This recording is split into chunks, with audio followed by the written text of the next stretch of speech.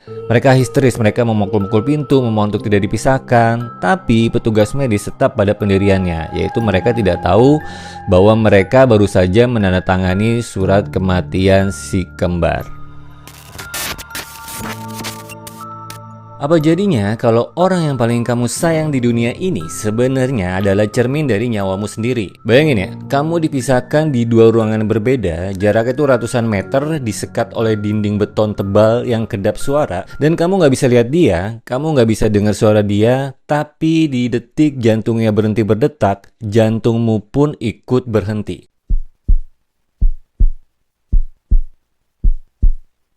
Tanpa rasa sakit, tanpa peringatan, seolah-olah tuh kalian berdua cuma punya satu baterai untuk dua tubuh.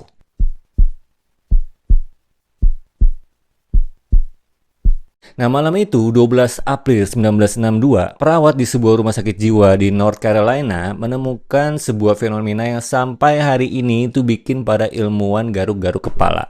Ya, jadi dua wanita kembar ditemukan tewas dengan waktu yang hampir bersamaan di ujung gedung yang berbeda. Jadi nggak ada jejak racun, nggak ada tanda-tanda kekerasan, bahkan organ tubuh mereka itu dinyatakan sehat. Tapi yang bikin merinding itu bukan cuma soal kematiannya, tapi bagaimana posisi tubuh mereka itu saat ditemukan. Jadi jika kamu menarik garis lurus gitu yang menembus dinding-dinding rumah sakit itu dari timur ke barat, itu kedua kembar ini itu meninggal dalam posisi yang saling berhadapan satu sama lain. Jadi seolah-olah mata batin mereka tuh sanggup menembus tembok cuma buat bilang selamat tinggal. Oke, siapkan mata kalian karena hari ini di Ruang Hani kita akan membedah kisah Bobby dan Betty Eller, sebuah kisah tentang cinta yang terlalu dalam atau mungkin kutukan yang gak bisa dijelaskan oleh sains. Kita mundur ke tahun 1951 di Winston-Salem, North Carolina. Jadi Adolphus Eller adalah seorang ayah yang sangat bangga. Karena hari itu dia akan mengantar dua putri kembarnya, Bobby dan Betty, pindah ke asrama untuk mulai bekerja di pabrik rokok. Nah, sekilas mereka tampak seperti kembar identik, normal, cantik, ramah, dan pintar main piano. Tapi kalau kalian perhatikan lebih dekat, ada sesuatu yang off atau yang agak-agak aneh gitu loh. Mereka tuh nggak cuma mirip. Iya, mereka tuh nggak cuma mirip. Jadi mereka itu terobsesi untuk jadi satu. Kayak pernah suatu hari Bobby mengalami infeksi gusi yang parah, dia kesakitan luar biasa. Anehnya Betty yang giginya sehat walafiat juga mengerang kesakitan di titik yang sama persis. Ini bukan sekedar empati teman-teman. Ini adalah sinkronisasi fisik. Bahkan ketika Bobby harus memakai kacamata karena matanya minus, Betty itu memaksa ayahnya membelikan kacamata yang sama. Padahal penglihatannya itu perfectly normal. Jadi dia lebih memilih merusak matanya sendiri daripada harus terlihat berbeda sedikit aja dari kembarannya. Di titik ini, dunia luar mulai terasa seperti gangguan bagi mereka. Satu-satunya orang yang mereka butuhkan untuk merasa utuh adalah satu sama lain. 2 tahun berlalu dan sesuatu yang aneh tiba-tiba terjadi. Tiba-tiba tuh Bobby pulang ke rumah dan berhenti kerja. Jadi dia mengurung diri di kamar selama 2 tahun penuh. Dia jadi kayak cangkang kosong gitu. Tiba-tiba introvert aja yang tadi biasanya ekstrovert. Nah, orang tuanya tuh bingung. Setiap hari tuh Bobby cuma duduk menatap dinding. Dia nggak mau makan kalau nggak dipaksa. Tapi setiap hari Sabtu keajaiban terjadi. Jadi begitu hari Sabtu itu kan Betty pulang dari pabrik untuk menjenguk ya. Nah, Bobby tuh mendadak kayak excited, kayak hidup gitu loh. Dia ketawa, dia bicara, dia makan banyak. Tapi begitu hari Senin dan Betty pergi, Bobby kembali menjadi kayak zombie. Sampai akhirnya Betty juga memutuskan berhenti kerja. Dia bilang, aku tuh nggak bisa hidup di sana kalau Bobby di sini. Jadi dari sinilah kengerian dimulai.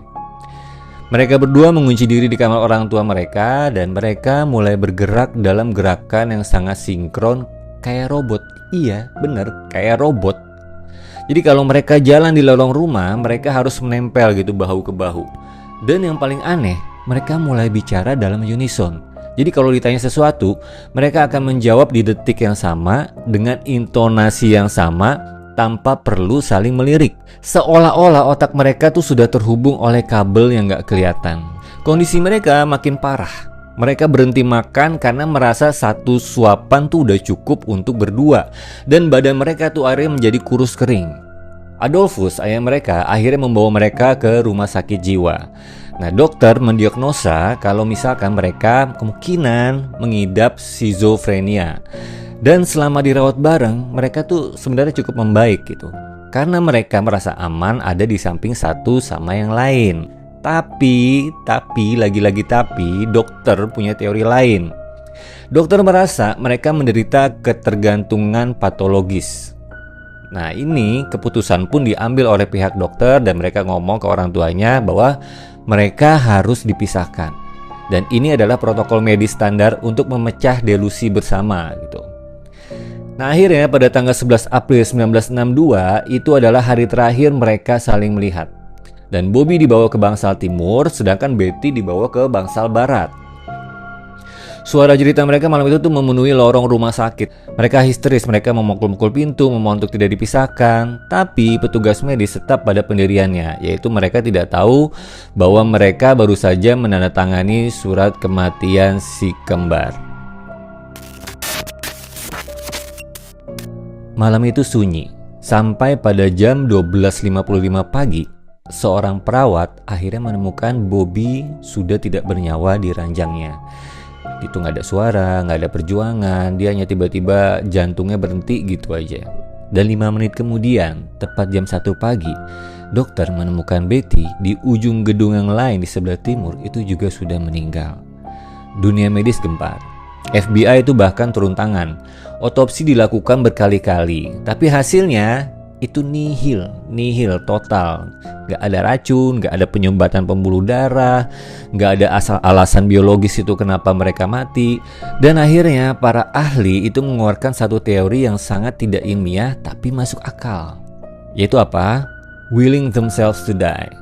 Jadi mereka kayak mematikan sistem tubuh mereka sendiri karena jiwa mereka menolak hidup tanpa pasangannya. Ada satu detail terakhir yang bikin tim investigasi itu merinding, yaitu saat posisi tidur mereka ditarik dalam garis peta, kepala mereka tuh saling berhadapan secara diagonal menembus tembok.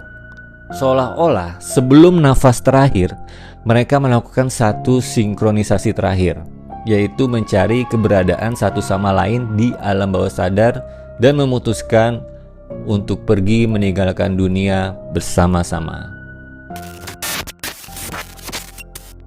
Kisah Bobby dan Betty Eller ini meninggalkan satu pertanyaan besar buat kita semua. Jadi apakah sains benar-benar bisa menjelaskan segalanya? Atau adakah ikatan manusia yang begitu kuat sampai bisa melampaui logika medis? Kadang cinta tuh bukan cuma soal perasaan, tapi soal eksistensi. Dan bagi si kembar Eller, hidup tanpa yang lain bukanlah hidup sama sekali. Gimana menurut kalian? Apa kalian percaya mereka mati karena patah hati secara fisik? Atau ada sesuatu yang lebih mistis di sini? Tulis di kolom komentar, saya pengen tahu teori kalian. Jangan lupa like kalau kalian suka konten seperti ini. Dan kasih tahu saya cerita misteri apa lagi yang harus saya bahas selanjutnya. Saya Hani, terima kasih sudah menonton. Dan ingat, jangan biarkan rasa penasaran kalian mati. Bye.